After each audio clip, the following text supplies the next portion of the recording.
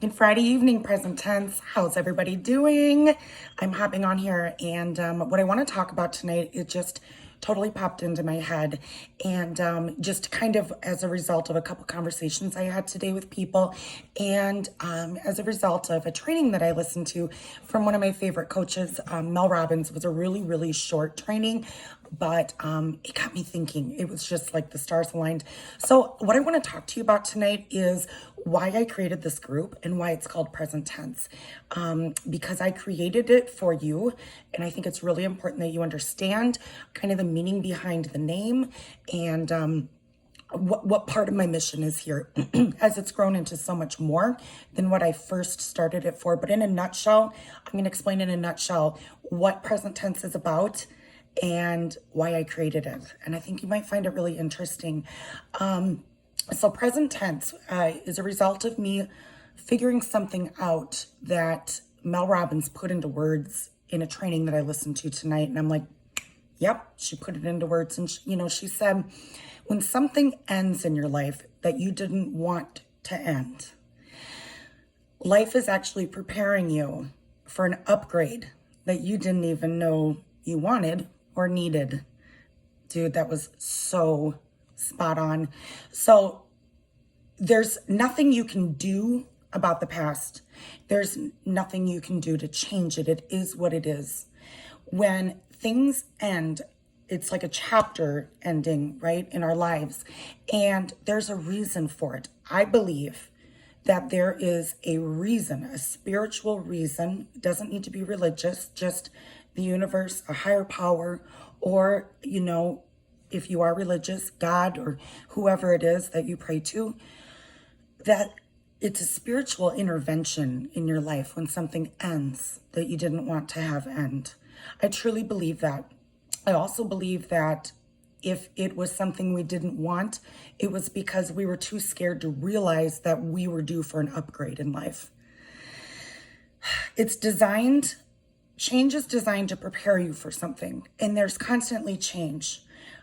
The point of this group is to live in that present space in order to be open to the lessons that we are supposed to be learning due to this ending and this upgrade. It is a hell of a lot easier said than done, but it is doable. And I created this group because I did it. I did it in my life at it years and years and years of not thinking I could, but trying. And hard work pays off. And if you can make yourself open to this space of uncertainty and this space of something ending that you didn't want to end, and maybe it's left you sad and frustrated and confused, and you feel like it's so unfair, right? And it might even feel like a personal attack on you from the universe or from God, okay?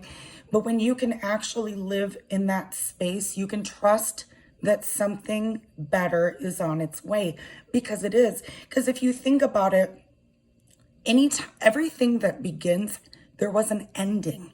Even down to the most simplest things in life, like when you buy a new toothbrush. Well, you bought a new toothbrush because the old one ended, right? It got worn out or it fell in the toilet or whatever. It ended, so you bought a new one. Did you want your toothbrush to fall in the toilet? No. Did you want to get a divorce? No. Did you want whatever horrible thing happened to you? No. But it's opening up a space for new beginnings. These endings are supposed to end so that you can grow into that thing that you are meant to be. So it's really important that we do let ourselves mourn the past, but that we don't sit there for too long, because our job after an ending is to make it through that mourning process as quickly as we possibly can.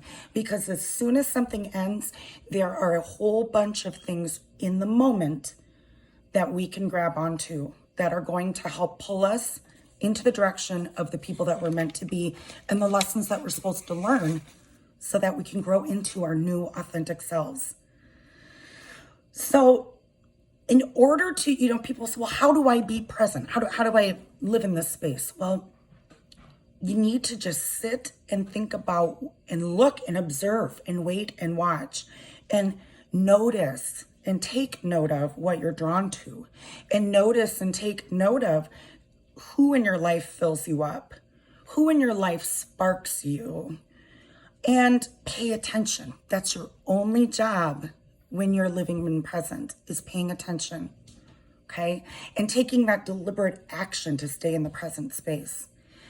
You can see the end as an opportunity rather than a punishment. And once you can do that, anything is possible once you can make that mindset shift.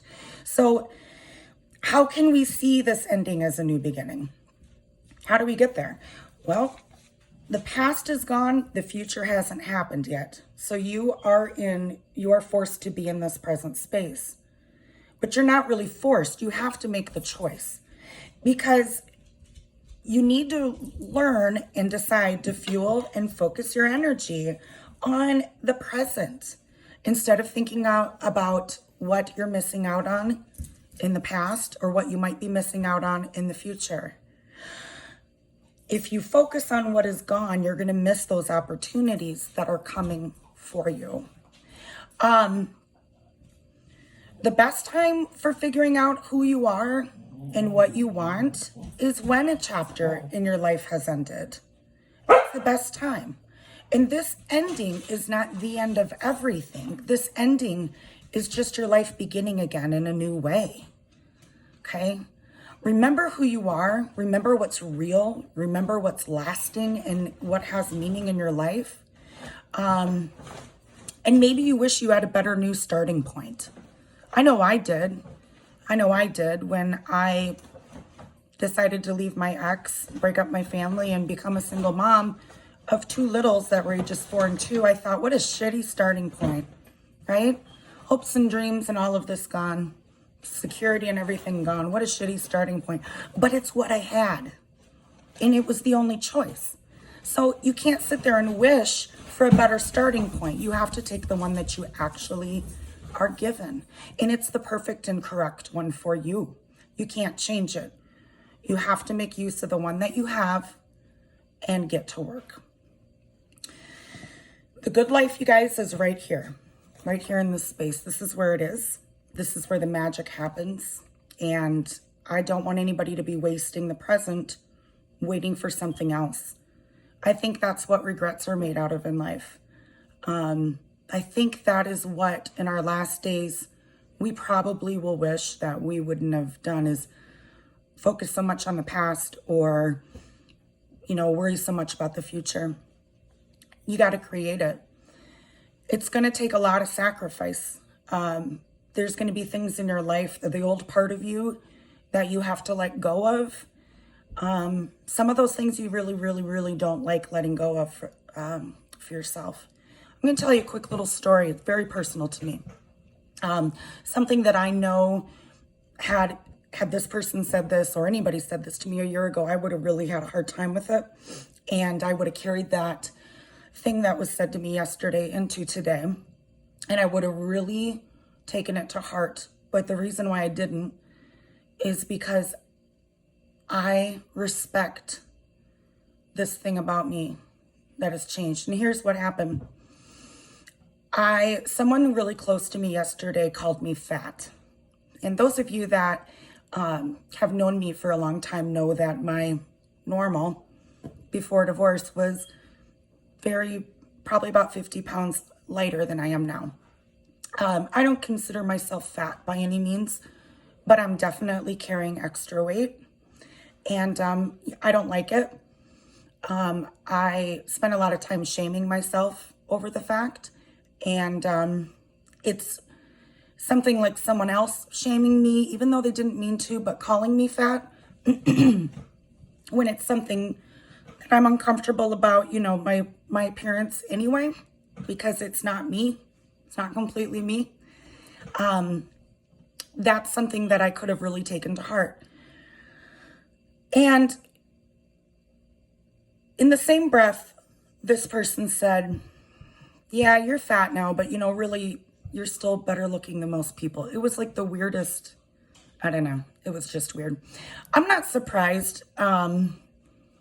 And this person said to me, watch out, world, if I ever decide I want to go back to looking like a 10. And I laughed, and this is why. This person didn't want to know the truth. This is what made me laugh in my head. I didn't laugh out loud. This person doesn't want to hear that my abusive marriage put me on a high dose of sertraline, which made me gain a bunch of weight. This person didn't want to hear that I haven't been able to decrease that dose more than like 60%, because in quarantine, I don't want to go down on my sertraline and possibly, trigger like a relapse of anxiety or depression. Okay. So I'm choosing right now, knowing that once I can get off this medication, my weight loss is going to come down a lot. I'm choosing right now not to do that. That's not what's most important to me. This person doesn't want to hear that when I was really thin, it was because I starved myself a lot. Not like in a really freaky way, but I was very restrictive with food because it was something I could control. My outward appearance was something I could control. It was something when I was young that a lot of people commented on, and I liked that. It made me feel good about myself. When you're told you're beautiful, you're thin, you should be a model or whatever it is. Okay. It was something I could control. It was a big sense. It was a big part of my self-worth. So at that time, I did place the majority of my self-worth on my outward appearance and became quite obsessive with it. And this person doesn't want to hear that today, for the most part, I eat really healthy. I work out a lot. I drink a lot of water. I take care of my body. I've quit bad habits that I hadn't quit in a long time. And I can't lose weight right now because I'm on that medication. This person doesn't want to hear that, okay? This person probably doesn't want to hear that I'm choosing to stay on this medication for right now during quarantine, and that I'm disappointed that I was excited to get off of it in the spring as planned, but I made the decision not to because I don't want to chance it. I'd like to do it at a time when I know my mental health is going to be 100% and good, and I'm not, chancing. Quarantine is not going to make this not successful for me because it's a really big deal. This person doesn't want to hear that I chose to leave my really toxic marriage and get myself some help and grow into the person that I knew I could be and close that chapter and start the new one. And through all of that massive work, my body took a toll. This person doesn't want to hear that. They don't want to hear that I'm not lazy. They don't want to hear that my body took a toll. Weight loss will come when my body is ready. It will come.